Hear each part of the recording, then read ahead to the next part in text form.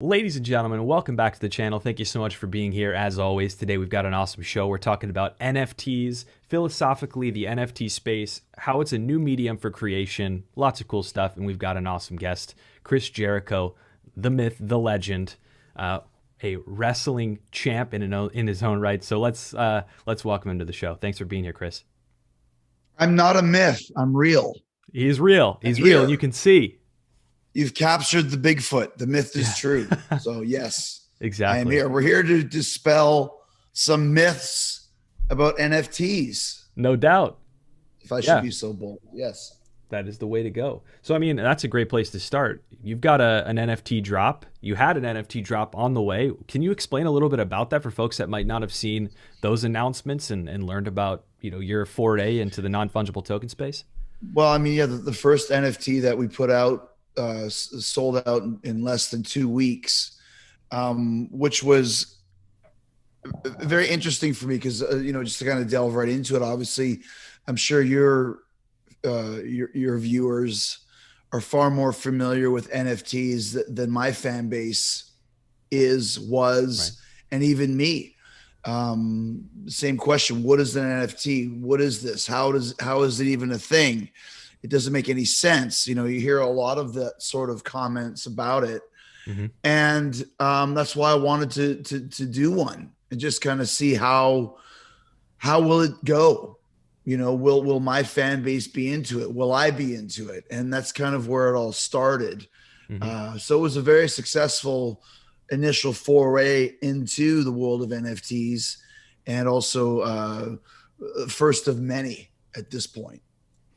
That's awesome. As someone who's deep in the creative space, what drew you to do an NFT drop and to learn the ins and outs of this space and bring that to your fans? I think just because I always like to stay ahead of the curve. As my good friend Kevin Smith says, I like to go where the puck is going, Right. not where the puck is. And I had heard about an NFT and kind of had the same attitude about it that a lot of people like, oh, whatever. Hmm. And then you start really getting into it and figuring out what it is. And you realize, like, the best example that I can have is that there is a Wayne Gretzky rookie card that I have had in my possession since I was, 9 years old. I remember getting it and I kept it, and it was in a little case and all that sort of stuff. And I had it for the better part of 40 years. And then Hmm. suddenly one day I couldn't find it. And that's when people was like, oh, this card is worth $500,000 or, Man. hundreds of thousands. I'm like, where the fuck is my Gretzky card? Yeah. And that honestly, we're laughing about it, but that was where I really started understanding what an NFT is. An NFT is a modern version of this hockey card. Hmm. And if you have a Gretzky rookie NFT, shall we say, not that there is such a thing, and you bought it, you could essentially never lose it. I mean, I know there is ways you can lose it, but Hmm. for the most part, it's there. You have it. You have access to it for the rest of your life, and it's sold and bought the exact same way that a card used to be, except for now it's all done basically, and I'm probably butchering the terms and forgive me, but basically done No? digitally, which is how most forms of entertainment are bought and sold now. If you look at, as I'm just looking at a box that I got today from Iron Maiden, the new Iron Maiden album is in here. It's a great souvenir. You can see I Nice. have some albums behind me, Hmm. but they're just to look at. They're not to listen to. If you're going to listen to a record, you listen to it via streaming. If Yeah. you're going to watch a movie, you stream it. If you're going to read a book, I mean, you could pretty much do Kindle. And as I get older, Kindle's easier to read because I can zoom in on the words. So NFT is kind of the next example of that, to where it's selling art online that exists in the blockchain, exists in the cloud, exists in the Ethereum. Unlike a painting that you used to be able to put on your wall that could burn up in a fire, for example. So, Hmm. long story short, I wanted to get involved in this because I could see it becoming something very viable and something very real. It is now, but in 2, 3, 4 years from now, Hmm. NFTs will be as common as a podcast. And the reason why I mentioned that is when I first started my podcast, Talk is Jericho, 8 years ago, nobody knew what a podcast was.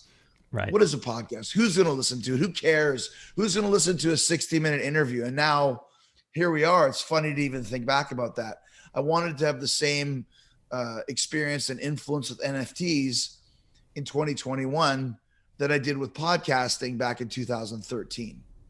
Yeah, I mean the best way to learn something new, especially when it's sort of a paradigm shift from physical collectibles to a digital world with so many new opportunities and new mediums to create. And the best way to learn is to just to go out there and do it and build something and see how people react.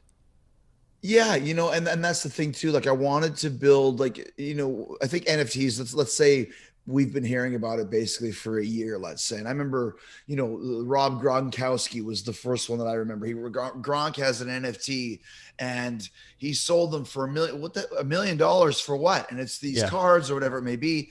And then a bunch of people put them out, and then the quality starts declining to where now just having NFT isn't an instant sellout. Hmm. So when we started thinking about what would it be, I wanted it to be something unique and original to NFT. I didn't want it to be just a Jericho picture or a Yeah. video clip of Chris Jericho.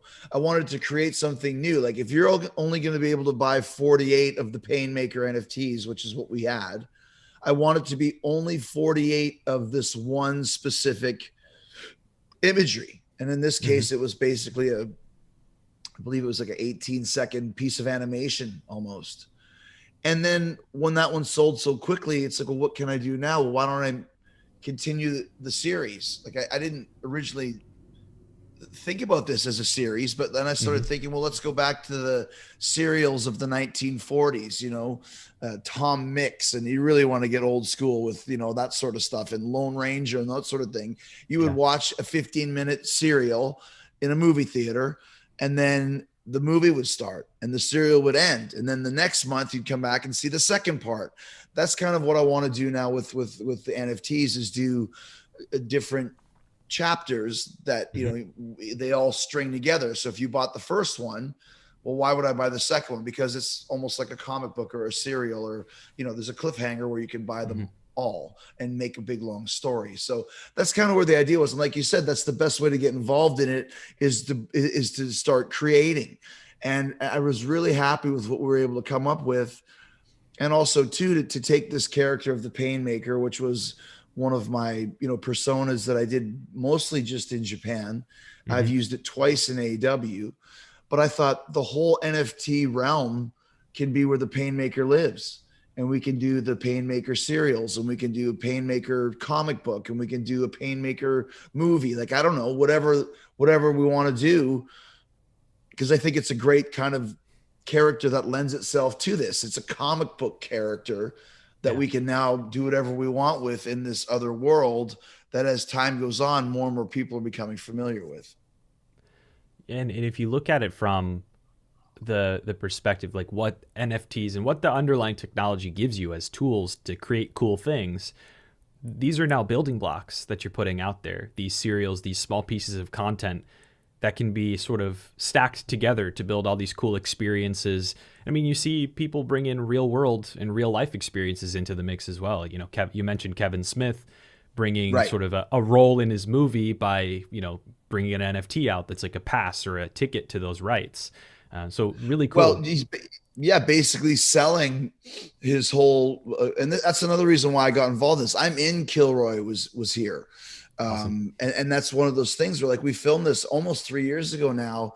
Hmm. And, you know, Kevin goes off and saying how great Jericho was. In my opinion, it was a great shoot. I still haven't seen it. But I want it out there. And I'm like, where the fuck is this thing? And now he's releasing it as an NFT, which is like, it's put so much of a spotlight on this movie that probably wouldn't have been there if he Hmm. just would have released it to Netflix or Amazon Prime or whatever, what have you.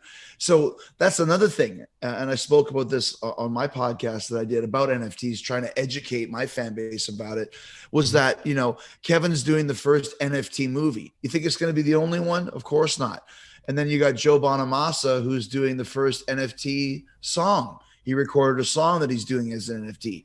You think that's going to be the first one? Of course not. This is going to become a thing that continues to expand and evolve to where NFTs are going to be, just like I said, just as familiar in our lexicon as a podcast is. So and it's funny, I've told the story before, but when NFTs were first suggested to me by my manager, I literally, I'm not trying to be a smart ass, like, what is an NFT? A non-fungible token. I literally said, like, what does that mean? Like, is that some kind of a mushroom? Like, what are you fucking talking about? Yeah. Fungible fungus. It's like, that's a Yeah. terrible I get name. that.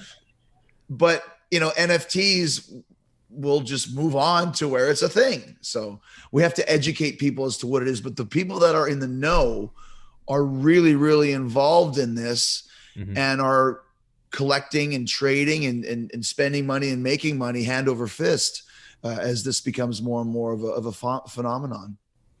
Yeah, and you look at also how it blends so well into other sort of innovative technologies that are being applied to experiences and content. One of the places that I think is really exciting is augmented reality, virtual reality, and being able to actually, you mentioned that the tactile feel of being able to see your records behind you, to be able to interact with a piece of art and actually physically see it. You now have NFTs being represented digitally in this virtual world that you can experience. And so I can only imagine NFTs like yours playing in a grandiose theater in front of you in virtual reality. It's pretty cool. Well, yeah, and you can actually even buy, certain types of like picture frames, for example, like digital Mm-hmm. picture frames where you can display your NFT. I mean, it really is clever. And now that I'm kind of over on the other side of understanding it, it really does. It's like, it reminds me of one of those pictures that were really popular, like in the 90s, where you stare at something and it's like a bunch of blobs and like squares, and like you just look at it and suddenly like you see, oh, it's a cruise ship with Yeah. pirates on board. You see this whole, oh, it's a castle being attacked by knights. You just see nothing until you see it, and then you can't stop seeing the castle. Yeah. Kind of what NFT is like. When this went on sale, and I would read the comments, and a lot of people were like, this is a ripoff, you're ripping off your fans, what are you really getting? And it's like, I know you don't understand it, but trust me, I wouldn't be doing this. I'm not, if I was going to rip off my fans, it wouldn't be for 30 grand for selling 48 NFTs.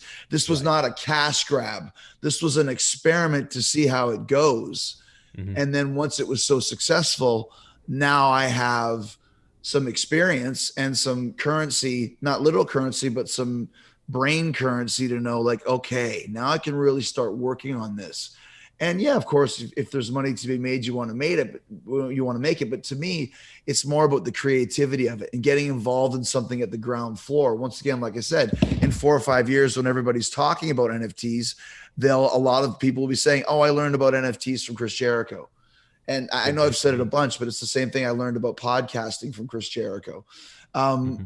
So it is exciting to me because this is going to be a household name and a household way of buying art very, very quickly. And it already is to certain households, but pretty soon it'll be to all of them.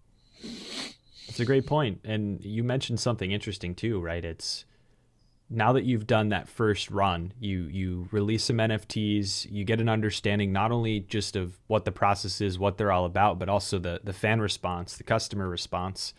What is it like in the future? Like, what are you looking at to do? I know you mentioned a couple things around the next series. What are some of the creative ideas that you're cooking up that you can share at least? Well, like I said, I really do like the idea of making this an ongoing series. Mm-hmm. It's one of those things where the first one was never meant to be like the beginning of anything, but as soon as I see it, and then I think, Mm-hmm. well, what can we do next? Well, if it ain't broke, don't fix it. So we know that people enjoyed that one, and it was really cool. Like I said, I have to be impressed by it first and foremost. Mm-hmm. And if I don't think if I'm like, I know my fans will feel the same because they expect nothing but the best for me because they know how I am. I don't Mm-hmm. do cash grabs. So when this piece of, like I said, this piece of art, this animation came, I was like, this is great. I think there was something like, I don't remember what the designer said, 50 or 75 moving parts to Mm-hmm. this NFT. So then once they sold so quickly, I thought, well, that's really cool. So maybe I'll do another Painmaker NFT, but what would it be? And it's like, well, what if the first one, he comes out and he's there and there's fire in his eyes. I don't know if you've seen it, and the spikes come up. Like, what if that was preparing for battle? Like, what if Hmm. the next one sees his face and then it pans over to here where there's a giant, multi-tiered insect or whatever the hell it is coming at him, and that could be like the second one, and then maybe the third one the battle begins, and the fourth one the battle ends, and the fifth one he continues on and into a Hmm. castle. You know what I mean? Like there's so many things we could do with it, and kind of write these 20-second little chapters as we go. And to me, like, that seems like a really cool idea. And I also like the Hmm. idea of a comic book, of an NFT comic book. And how Very that cool. works, I don't know, because I haven't done one yet. I've seen one. And then the other idea is, I know that basically my next NFT is going to be in conjunction with Kilroy was here. And I've seen that one too, which is great, which is basically my character in almost a living, breathing comic strip. I think they're doing it almost like Creep Show, if you've ever seen that movie, where Yeah. the comic strip is here, but you see the people moving in it and stuff. So doing some stuff with Kevin Smith as well, because of course he is very much involved in the NFTs, not just with Kilroy, but with his whole View Askew universe as well. So I Hmm. think the second one will be more Kevin Smith, kind of a co-write, shall we say, a collaboration. But Hmm. the Painmaker one, I'm envisioning kind of a really cool story that we can tell, keeping it the same vibe with the 15 to 20-second clips, and just seeing what the next part of the adventure is after that. I think it's rad. It's a new fan experience. It's a new way to get, to have a piece and to feel a different type of connection to, to somebody who really resonates with you and creates stuff that you like. And the more utility you can build around it over time, incentivizes people, I think, to jump on and say, hey, I want to own that, an early piece of Chris Jericho's NFT Yes. history. Well, and that's another thing too, is that people think, okay, it's expensive, right? Like, the original one was $650. Well, that's because there's only 48 of them in existence. Yeah. And we can't, after those 10 days or whatever it was, or 2 weeks, it's not like you go, well, just make another 48. We'll just keep it going. Like, no, that's it. 48 done. And Hmm. then what people do is, well, where's the value in that? Well, same thing with the Gretzky rookie card. There's only so many of them made. Hmm. So if somebody wants to buy one from me, they're going to have to pay a certain price. And as that price goes up, so does the value of the NFT, and so does the money that you can make off it. So Hmm. that's another thing too, that there's a whole trading network to this as well, for people that are watching that don't understand NFTs. I'm sure there's not a lot on this show, but that's the whole other thing that I think people need to understand. It's like, what do you do with it when you buy it? Well, you can keep it. Like I said, think of it as a hockey card. Think Yeah. of it as a painting. When you buy this thing, what do you do with it? Well, whatever you do with any piece of art that you buy. And then when you decide to sell it, how valuable is it? How many of them are there? Yeah. How coveted is it? How many people want it? And like you mentioned, hopefully there'll be a lot of people that the very first Jericho NFT over time will continue to gain in value, because it's the first and there's only 48 of them. So I think we're only just beginning when it comes to that.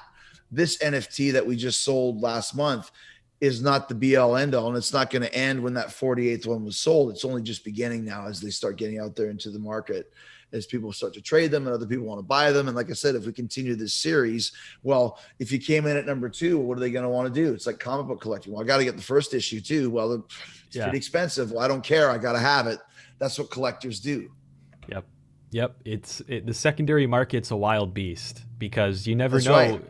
It's all about what someone values something at, and it That's right. varies greatly. And so I think the last place I wanted to go here is to kind of talk about holistically the creator space, right? Of course, there's people with an established brand and fans and people who want to consume content or collectibles, whatever that might be. Then there are also creators who don't have that notoriety yet, that are still growing into their craft, growing into their trade. And NFTs are a place where they can get lots of eyeballs to look at their stuff, potential customers, buyers of their stuff.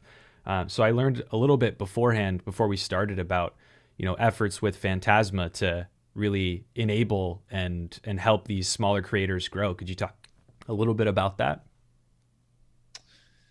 Well, once again, I think anytime, and I keep stressing how important it is to come into this at, the first floor, at the Yep. ground level, like I said.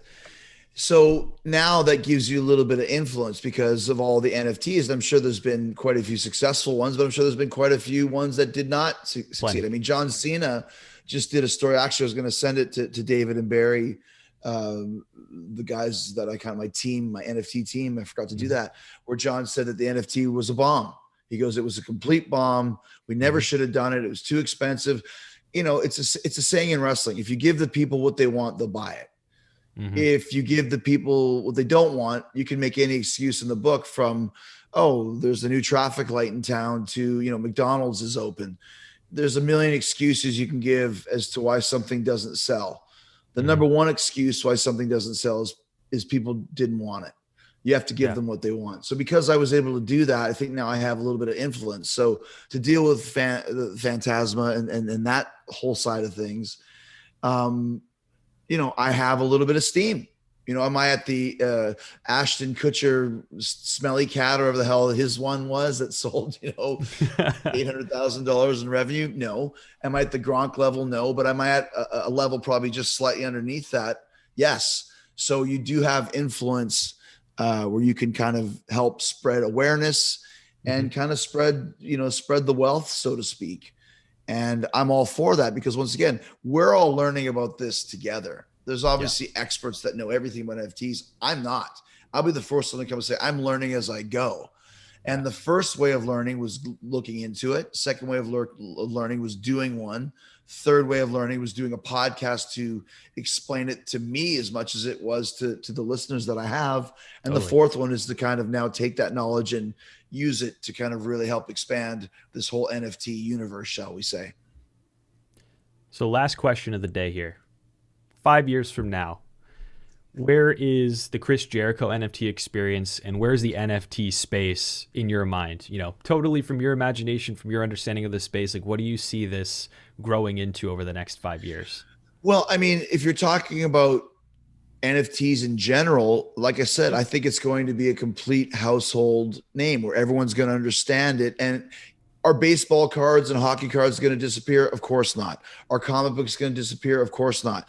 But is it another realm and another way to sell these types of things? Absolutely. Another way to collect, you know. And I think it's very important because everything has moved on to the blockchain, the cloud, and I just think the way the world is, we're very much, you want it when you want it. You don't want Yeah. to have to go search for it and buy baseball cards or hockey cards in a pack and look through them and like, oh, I got a Sidney Crosby, I did it. Now there's something to that, but I'm also 50 years old and those days are gone. Mhm. Going to the record store and waiting for the new Iron Maiden album to be in the shelf, that's gone. This is the new version of what we were talking about for all of these things. So I think it's going to be everywhere. And Chris Jericho's involvement, like I said, this was the first one of many. I wanted to start getting involved and do some experimentation as to what I can do. So in 4 or 5 years, uh, I expect there to be a whole Chris Jericho NFT industry. I really do. Love The it. same way that Talk is Jericho is one of the top podcasts in the world, because once again, when I started, there wasn't as many podcasts and I was able to cultivate a great fan base. Fast forward 8 years and there literally is, Ashashi, a million podcasts plus. Think about that. Over At a least. million podcasts. Yeah. And Talk is Jericho is in the top 0.001% because I was able to establish myself first and keep the quality high. That's That's important. key. Yeah. Very much key. So I expect to do the same with NFTs. I'm establishing myself now. Over the next couple months, we'll have even more. And then people know the Jericho NFTs are great. They always are cool. You got to check them out. And then when there's a million NFTs out there, I expect mine to still be in the 0.0001 of the top because we got into it first and kept the quality high. Love it. And so I'm speculating here. This will be for a reward for somebody who's, stuck it out and watched till the end of the video, stretching the human attention span's limits. you've got a rad band as well, right? So we know Thank you. we're in Yeah. the music space. Is there anything that we could expect from the music side of the whole holistic Chris Jericho experience? Well, I mean, like we talked about when I see Joe Bonamassa, and I watch him because he's very much, I'm not even a fan of his music. You know, I'm a fan of his playing and what he does. But Hmm. if you don't know who he is, he's a blues guitar player, kind of like a Stevie Ray Vaughan of a modern era. But he has done everything his own way. He has his own record company. He's his own booking agent. He's his own manager. He's Hmm. all doing it in house. So when he decided to release an NFT song, I'm like, okay, there's something to this now. Bonamassa wouldn't do that just to be wacky. There's obviously some business here for it. Once again, like Kevin Smith with Kilroy was here, he's made this movie into something that everybody wants to see now, rather Hmm. than just some movie that just went right into streaming that you can watch if you really are looking for it. So I think that Fozzy could easily get involved in that, and that will be something that I'll think about and suggest to the guys in the band. Because once again, now I Yeah, have there's to be other the people. Pied Piper to explain it to Yeah. Fozzy's manager, to my partner Rich Ward, and there's definitely something to it, and we're all thinking ahead at all times. So what I would like to do is we have a new record in the can, but that's record is done. The next kind of song that we do, if it's a B-side or something like that, rather than just release it out into nowhere, put it up as an NFT. There's only 500 of these available for $50 each or $100 each or whatever you want to charge, and just see how it goes. And I Mhm. guarantee, sad as it is, there's been songs that we've done that have been LP only, vinyl only. And, how many people are buying vinyl? So maybe Yeah. 200 people or 300 people bought this album with this one song on it, Yeah. and it's not online. So it basically doesn't exist. You could do that with an NFT and then trade the song, like we said, et Hmm. cetera, et cetera, et cetera. So I think it's a very smart idea and something I'm very, very interested in. I just have to present it to the guys and explain it to them the way that it was explained to me. Love it. Well, I'll be a buyer of that of said NFT music. So looking forward to it. Fingers crossed that lands and that happens. Chris, thanks so much for coming and sharing your philosophy. I think it's really good for people in the space, particularly once we're really close to the NFT space, to see all the opportunity that there is in like just there's so much more. There's so many more communities that don't know about this yet, and I think communities like yours coming into the space, et cetera, is really helpful in the crypto world. Well, like I said, man, it's very exciting for me because I'm learning, and I'm always, it's the same reason why I did Dancing with the Stars 10 years ago. It wasn't just to Yeah. be on the show, it was to learn about dancing, to learn the art Right. form of it. And Yeah. it's just as exciting for me to be learning the art form of what an NFT is. And once again, being ahead of the curve. So I'm all in. It's really exciting. And I appreciate you having me to discuss, because every time I get to talk more about it, I'm learning more as well. Beautiful. That's all I could ask for. So thanks so much for doing that. Folks, if you're watching the show, you have questions, leave them in the comments down below. We'll for sure get to them. And Chris, you have a fantastic rest of your day, my friend. You too, man. I appreciate it. Thank you.